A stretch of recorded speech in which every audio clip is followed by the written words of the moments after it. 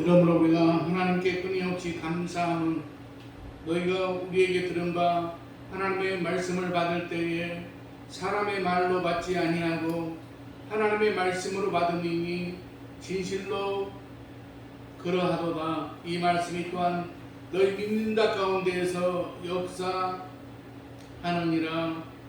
십자가의 보혈로 구원의 은총과 자비하심을 알게 하시는 하나님 아버지, 날마다 진리의 말씀을 따라 하나님의 약속을 누리는 복된 삶을 살아갈 수 있도록 인도하여 주심을 감사를 드립니다. 주님의 십자가를 의지하지 않고 세상과 더불어 살았던 지난 날을 용서하여 주시옵소서. 예배를 통해 말씀하시는 하나님을 만나기를 소원합니다.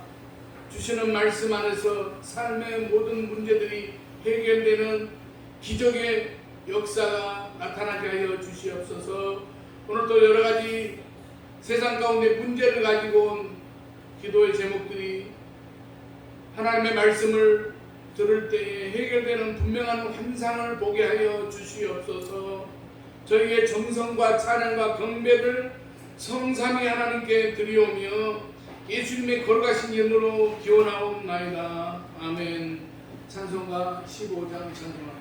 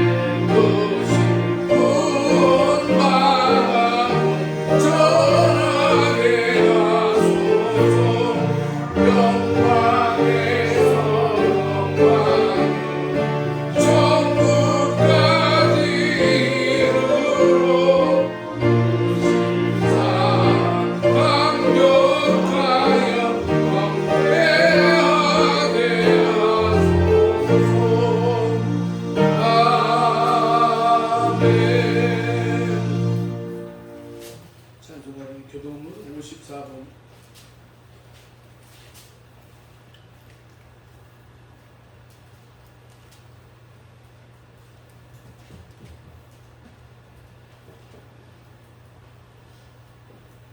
여호와께서 시온의 포로를 돌려보내실 때에 우리는 꿈꾸는 것 같았도다. 그때 우리 입에는 웃음이 가득하고 우리 혀에는 찬양이 찼었도다. 그때 문나라 가운데에서 말하기를 여호와께서 그들을 위하여 큰 일을 행하셨다 하였도다. 여호와께서 우리를 위하여 큰 일을 행하셨으니 우리는 기쁘도다. 여호와여 우리의 포로를 남방 시내들같이 돌려보내소서. 우리를 위하여 씨를 뿌리는 자는 기쁨으로 거두리로다. 울며 씨를 뿌리러 나가는 자는 반드시 기쁨으로 그 곡식단을 가지고 돌아오리로다. 아멘. 사도신경으로 신앙 고백하시겠습니다. 전능하사 천지를 만드신 하나님 아버지를 내가 믿사오며 그 외아들 우리 주 예수 그리스도를 믿사오니 이는 성령으로 잉태하사 동정녀 마리아에게 나시고 본디오 빌라도에게 고난을 받으사 십자가에 못 박혀 죽으시고 장사한 지 사흘 만에 죽은 자 가운데서 다시 살아나시며 하늘에 오르사 전능하신 하나님 우편에 앉아 계시다가 저리로서 산 자와 죽은 자를 심판하러 오시리라. 성령을 믿사오며 거룩한 공회와 성도가 서로 교통하는 것과 죄를 사하여 주시는 것과 몸이 다시 사는 것과 영원히 사는 것을 믿사옵나이다. 아멘. 찬송가 516장 찬송 부른다음에 이명주 장 드리고 있습니다.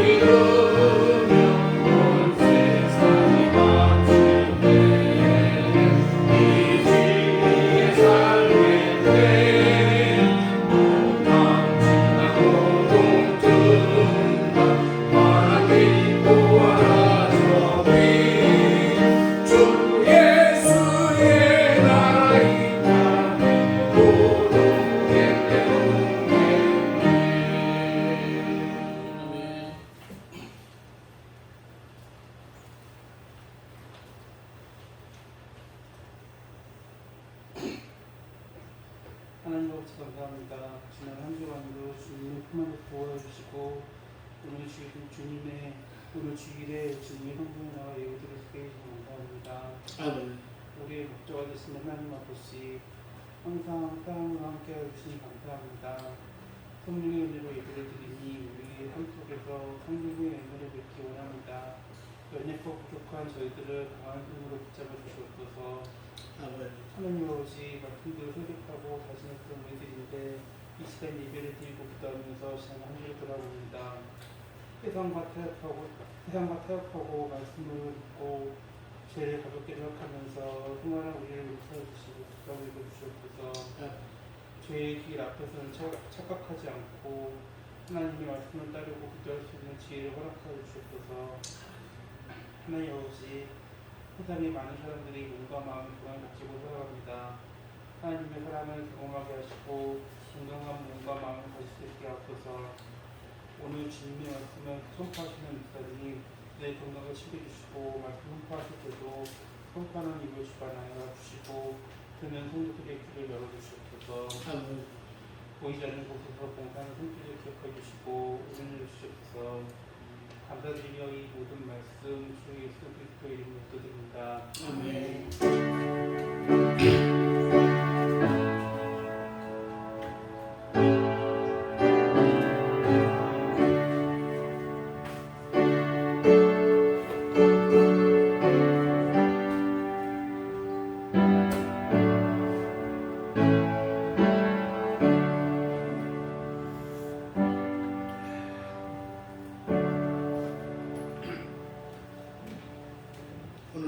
주시는 하나님의 말씀은 마태복음 8장 18절부터 22절까지 보겠습니다. 마태복음 8장입니다. 지난 그 본문이 잘못 기록된 부분은 잘못된 것입니다. 마태복음 8장 18절부터 22절 공독하겠습니다. 예수께서 무리가 자기를 에워싸는 것을 보시고 건너편으로 가기를 명하시니라.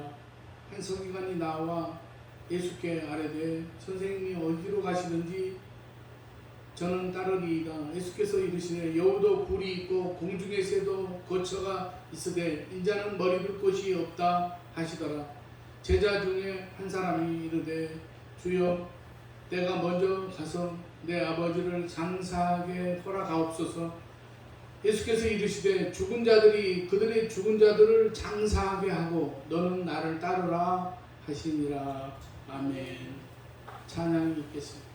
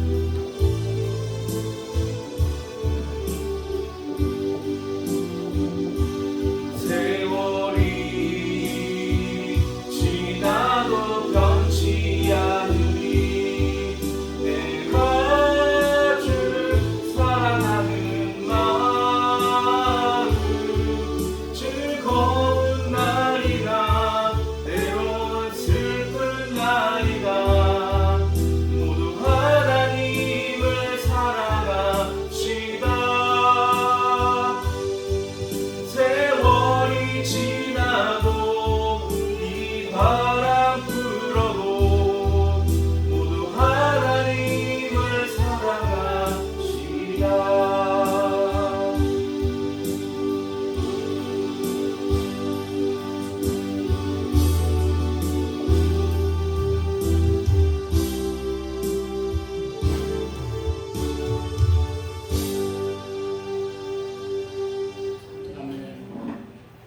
기도하겠습니다. 예수 그리스도의 보혈로 죄인을 정결하고 깨끗하고 거룩한 심령으로 거듭나게 하시는 하나님 아버지, 세상을 이기는 담대한 믿음으로 날마다 승리의 삶을 살게 하시는 감사를 드립니다. 하나님 아버지,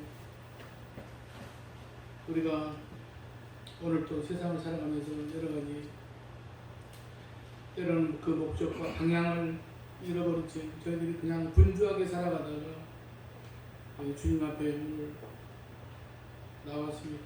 하나님 아버지, 오늘 저희들의 삶을 통해서 저희들의 인생의 방향성을 바로 잡을 수 있도록 하시고, 하나님 아버지, 저희들이 날마다 말씀과 진리 안에서 하나님 아버지, 저희들이 올보전 저희들의 인생의 삶을 살아갈 수 있는 걸어가고 복된 이 지체들이 다 되게 하여 주시옵소서. 하나님 아버지, 오늘 또 또한 부족한 종을 세워주셨사오니 이 시간 말씀을 통하여서 하나님 아버지, 참으로 우리 모두가 은혜 받는 은혜의 자리가 되게 하시고, 이 시간 부족한 종은 십자가 뒤에 감춰주시고 걸어간 입술로 지켜주시옵소서. 예수님의 이름으로 기도드리옵나이다. 아멘.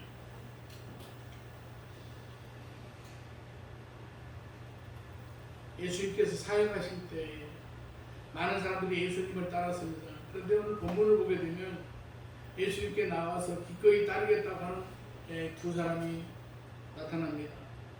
이들 중에 한 사람은 놀랍게도 서기관이라고 합니다. 그 당시에 서기관과 바리새인들은 주로 예수님을 이제 그 트집 잡으려고 하는 그런 사람들의 부류였습니다.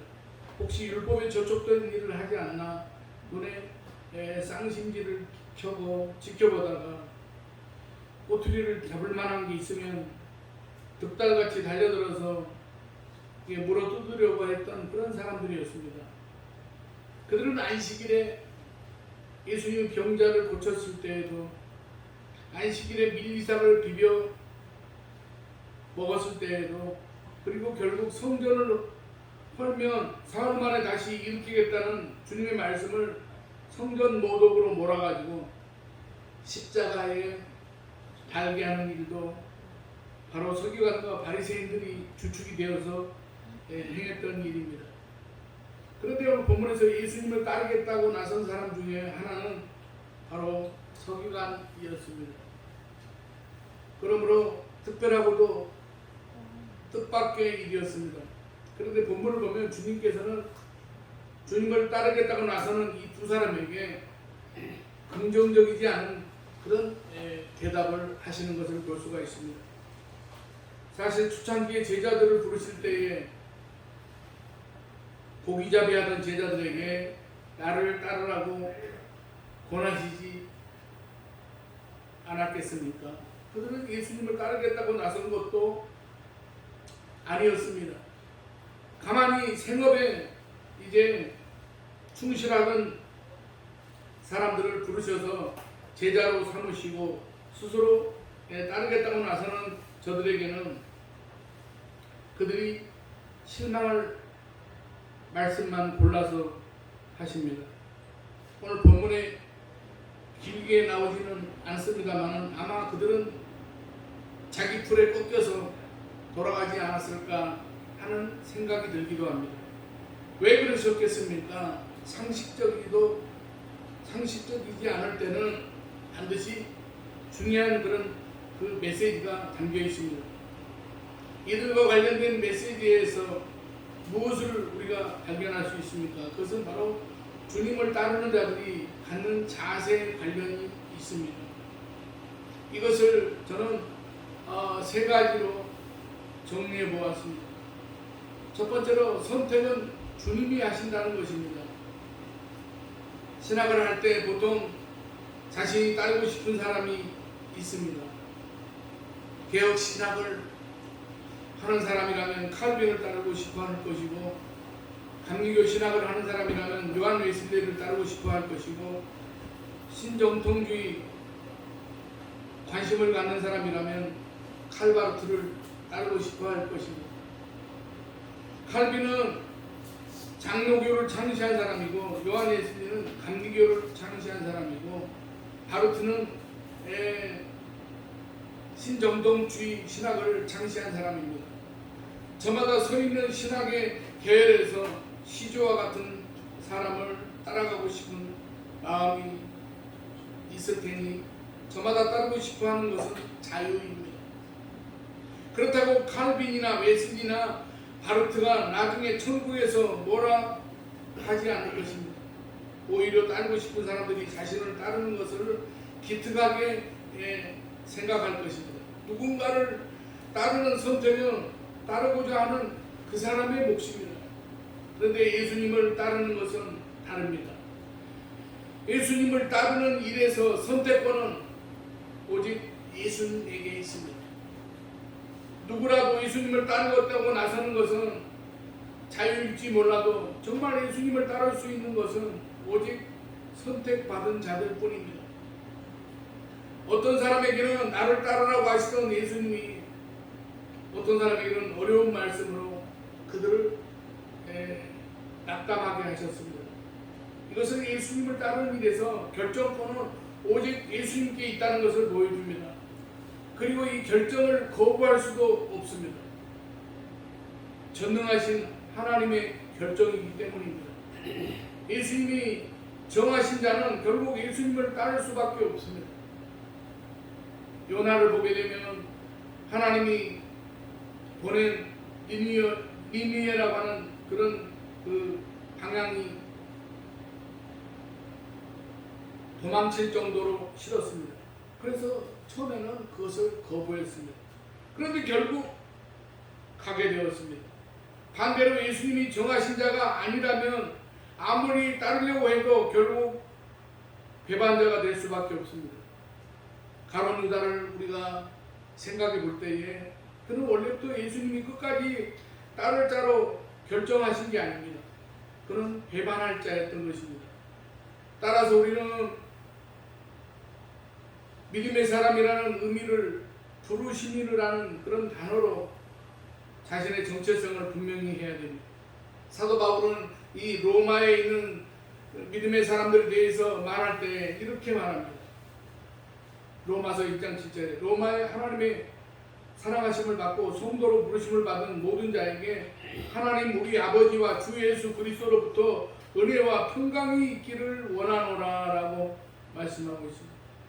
부르심을 받았다는 말은 우리 입장에서 내세울 어떤 공로가 있는 것이 아니라 그냥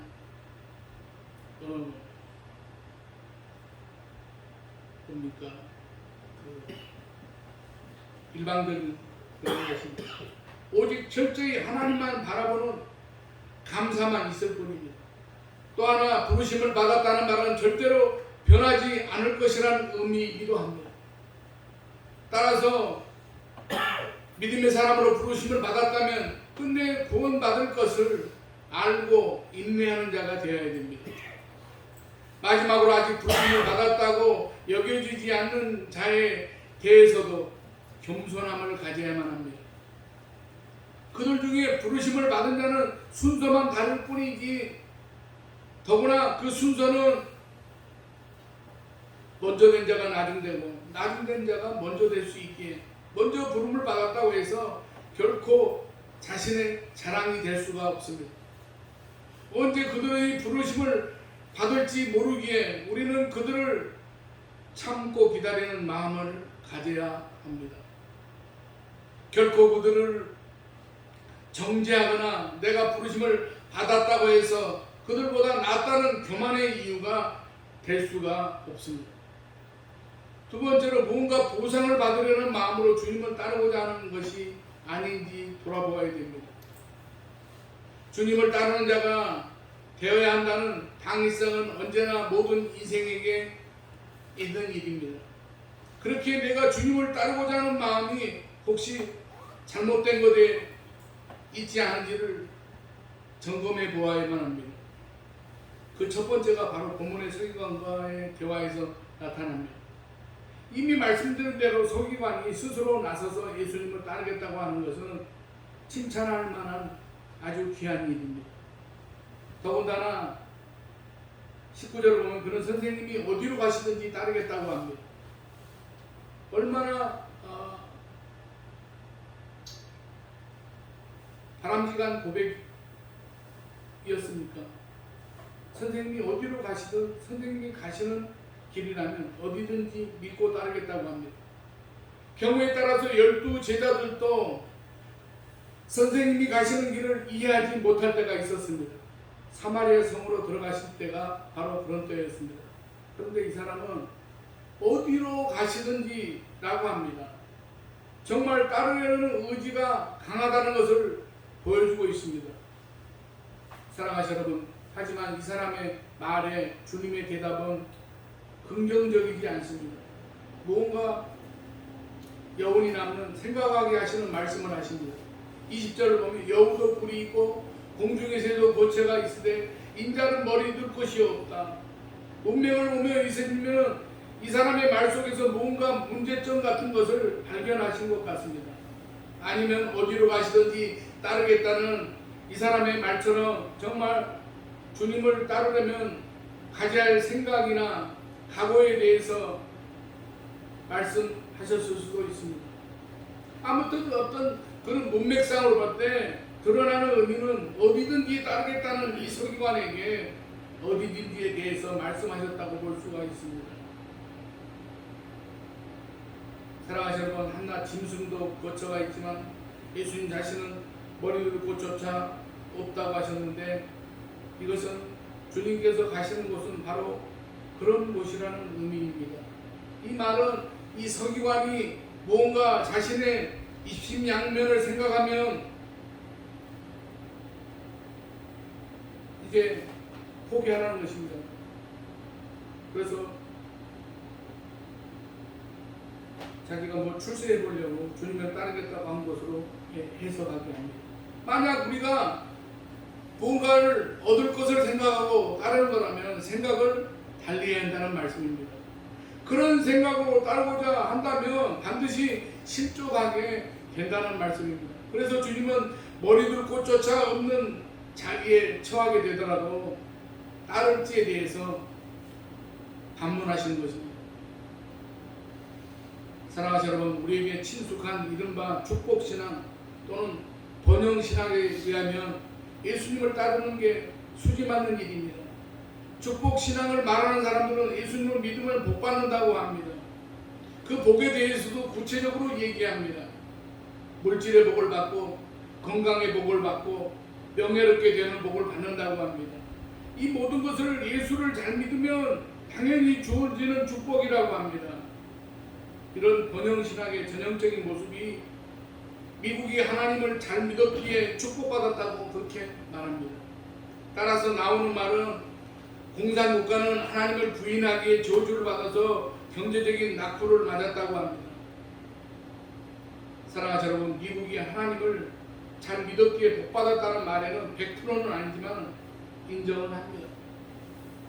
하지만 잘못된 것은 모두 다 하나님을 믿지 않아서라는 말에는 동의할 수가 없습니다. 축복신앙 또는 번영신학은 이런 데서 맹점이 있습니다. 결과를 놓고 복을 받을 거라고 하면 결과를 놓고 어렵고 힘든 경우는 모두 제대로 예수님을 믿지 못한 게 되고 하나님의 축복을 받지 못한 게 되기 때문입니다. 정말로 그럴까요? 아닙니다. 예수님을 잘 믿었는데도 복을 받지 못하는 경우도 많습니다. 아니 오히려 오늘 본문을 보면 예수님은 머리둘 곳조차 없으시다고 합니다. 축복신앙과 번영신학에 의하면 예수님이 가장 믿음이 없는 모습이 됩니다. 엄밀하게 이야기하면 예수님 잘 따르는데도 좀 어렵게 살 수도 있고 중병에 걸릴 수도 있고 명예를 얻지 못할 수도 있습니다. 그런데 예수 잘 믿으면 이라고 전체를 놓고 전제를 해놓고 얘기하면 이렇게 가난하고 병에 걸리고 권세도 갖지 못하면 예수님을 잘 믿지 못한 게 돼버리고 맙니다. 그런데 정말로 그렇습니까? 사랑하는 여러분, 역사적으로 보면 예수님 가장 잘 믿는 자들은 대부분 가난하고 병에 걸리고 오래 살다가 자연사하는 게 아니라 죽임을 당하는 순교로 생을 마쳤습니다. 사도들을 봐도 그렇고 믿음의 사람이라고 말하는 사람들 대부분이 그랬습니다. 이미 예수님께서 여우도 굴이 있고 공중의 새도 거처가 있으되 인자는 머리를 곳이 없다라고 주님 자신에 대해서 말씀하셨습니다. 그러므로 우리가 예수님을 따르는 목적이 무언가 얻을 것이라고 하는데 거기에 초점이 맞춰져 있어서는 안 됩니다. 그냥 예수님을 따라가는 자체가 목적이 되어야 합니다. 그래서 우리는 주님을 따르면서 뭔가 얻을 것만 계산하고 있지 않은지 생각해 보아야 됩니다. 우리가 예수님을 따르는 이유는 단 하나이어야 됩니다. 예수님이 나의 구주이기 때문에 따르는 것입니다. 다른 이유가 없습니다. 이미 십자가의 은혜로 구원받은 것만 따져도 헤아릴 수 없는 우리는 복을 받았습니다. 이미 충분히 받았기에 그것에 감사하고 우리가 주님을 따를 뿐이지 무언가를 더 얻기 위해서 따르는 것이 아닙니다. 우리는 예수님을 따른다고 할 때 예수님처럼 살아갈 결심을 해야 됩니다.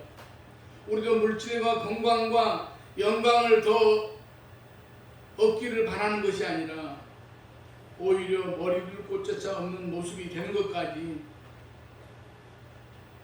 때로는 우리가 생각해 보아야 됩니다. 예수님 방식대로 따르다 보면 세상에서는 부자가 되는 게 아니라 가난해질 수밖에 없습니다. 예수님의 방식대로 따르다 보면 권력을 갖는 게 아니라 압제당하는 자리에 설 수 있습니다. 양심을 가진 성도로 살려다 보면 그렇게 되기가 쉽습니다. 우리는 그것까지 받아들이면서 예수를 따를 수 있어야 됩니다.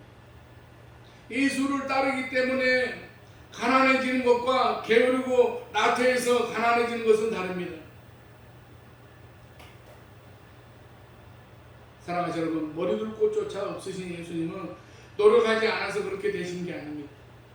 죄인들을 사랑하셔서 그들과 함께 거하고 헌신하셨기에 그렇게 되셨던 것입니다. 우리는 성공하려고 노력을 다해야 됩니다.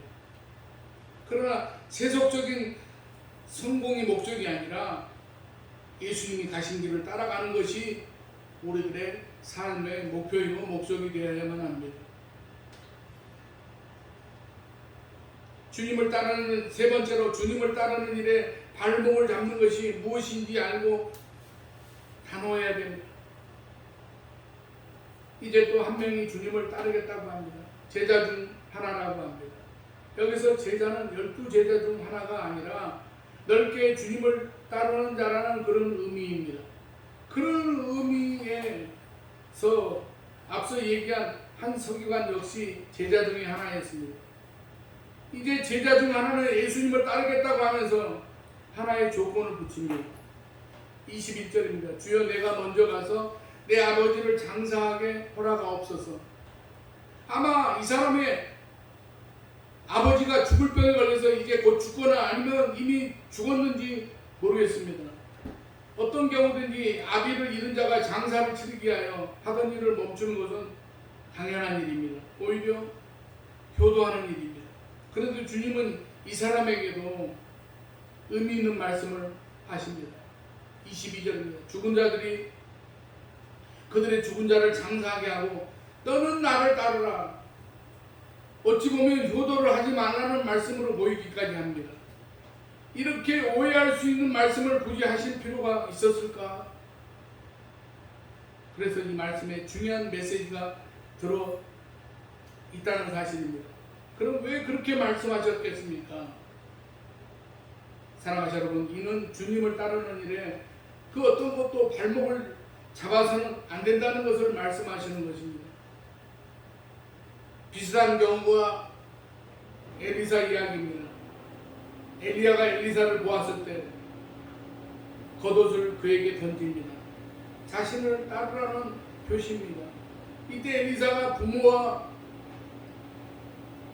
인사를 하고 오겠다고 하자 엘리야는 그렇게 하라고 합니다.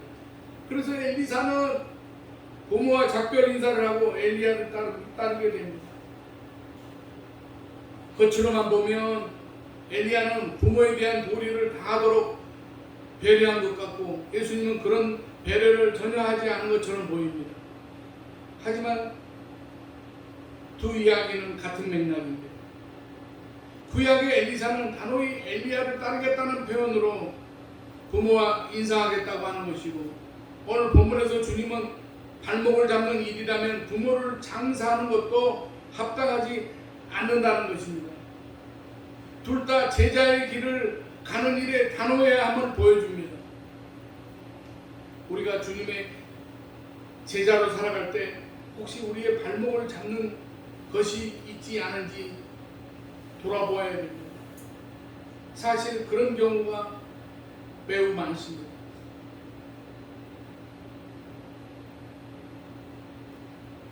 우리가 아는 사람들을 전도를 하다 보면 내가 이런 일이 있는데 이런 일만 해결되면 내가 교회 나가겠습니다. 그런 말을 많이 듣습니다. 그게 바로 발목을 잡는 부분입니다. 이렇게 발목을 잡히다 보면 결코 주님을 따를 수가 없습니다. 오히려 반대로 단호하게 주님을 따르면 그 일이 해결되게 됩니다. 발목 잡히는 동안 주님은 온전히 따르는 건 불가능합니다.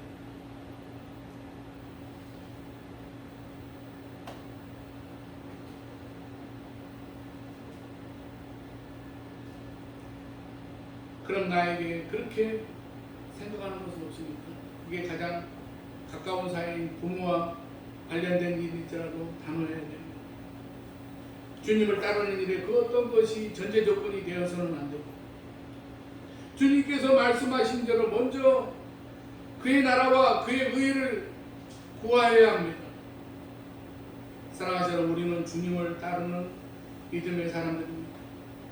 주님이 우리를 부르셨음을 믿고 흔들리지 말고 주님을 따라가야 됩니다. 무엇을 얻으려는 것이 아니라 이미 받은 우리가 그 십자가의 은혜만 생각해도 은혜가 넘칩니다. 우리가 십자가의 은혜를 생각하면서 주님을 따라가야 합니다. 주님을 따르는 일에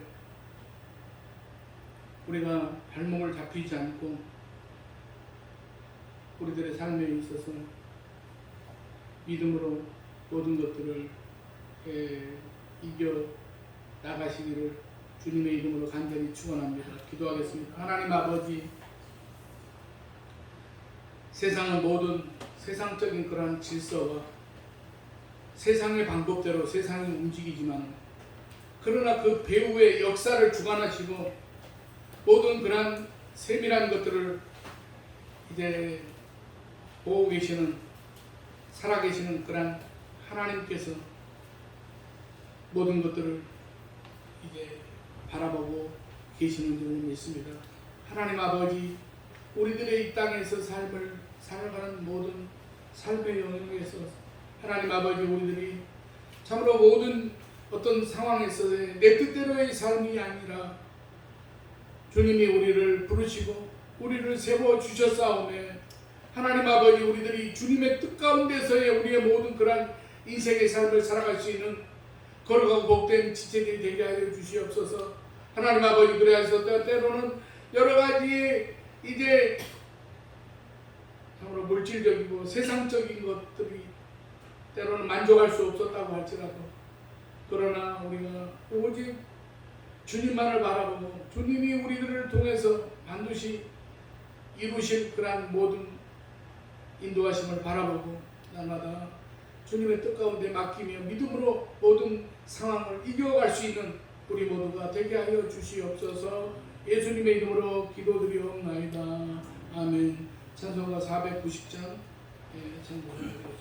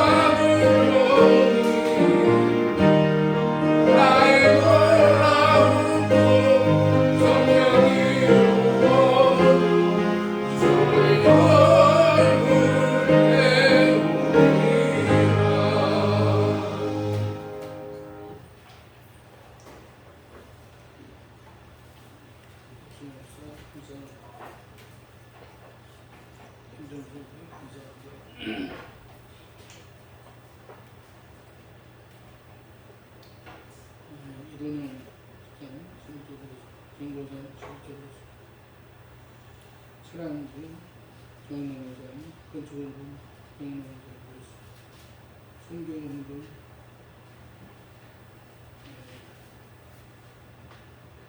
정원회장 이동훈 집사님 이명훈 집사님 기동훈 집사님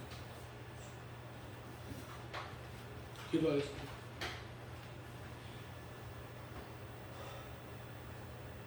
십자가의 보혈로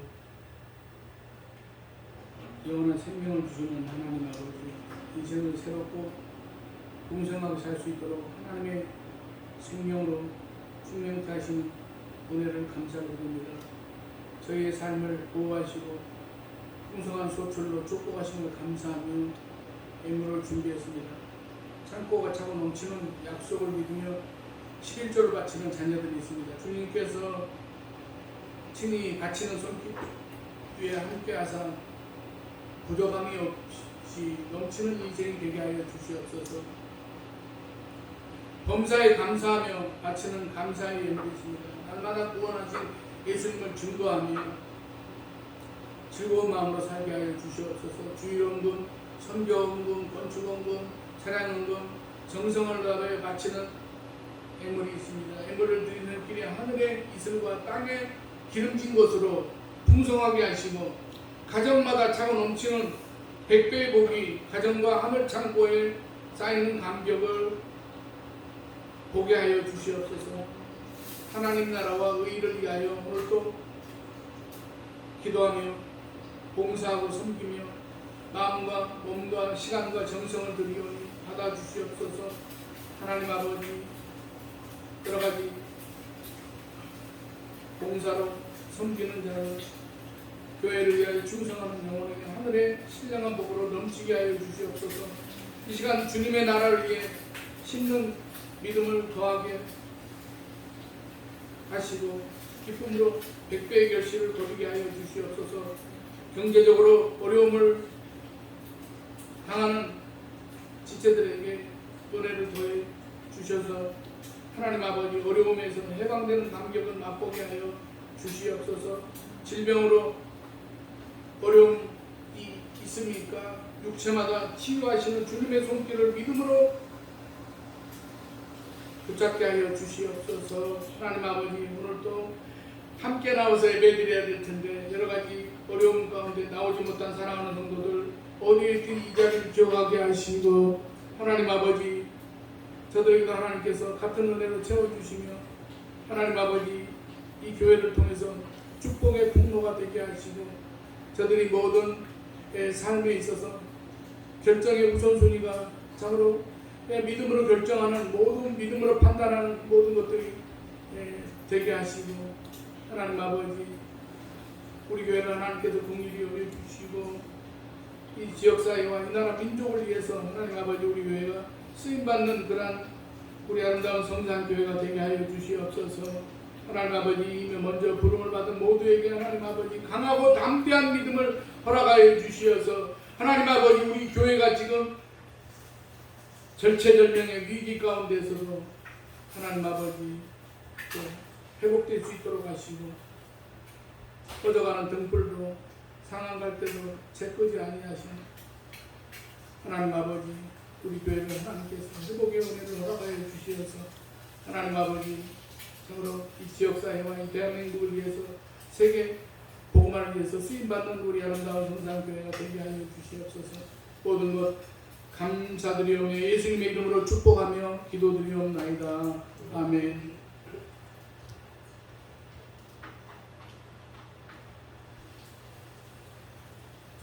그들은 교회의 이 뭡니까 강당권에 대한 이 권위가 완전히 땅바닥에 떨어진 것 같은 그런 기분이 들어서 참 마음이 아픕니다. 그래서 무슨 얘기를 해도 그냥 듣고 그냥 흘려버리고 얘기를 해도 한 번도 누가 제대로 응답도 하지도 않고 그래서 참 제가 강단에 서기가 너무나 민망할 정도로 그런 가운데 있습니다. 여러분 우리가 서로 시험에 들지 않도록 교회 안에서 서로 존중하고 믿음으로 교회를 세워갈 수 있는 우리 모두가 되기를 바랍니다. 그리고 다음 주일은 맥주 감사 주일입니다. 그냥 소홀하게 하지 마시고 정성을 다해서 우리가 맥주절을 지킬 수 있도록 그렇게 해주시면 감사하겠습니다. 635장 찬송 부른 다음에 축담으로 마치겠습니다.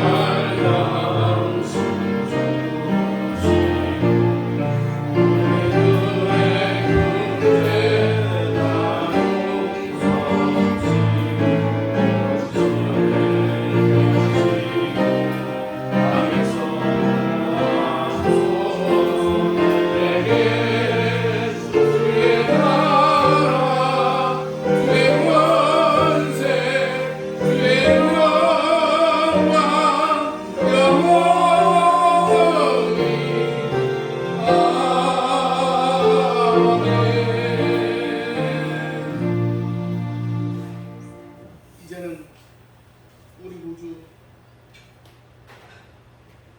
예수 그리스도의 은혜로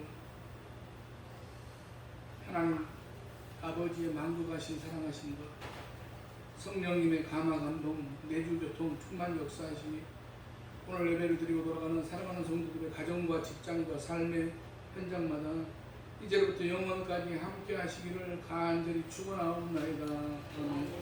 아멘.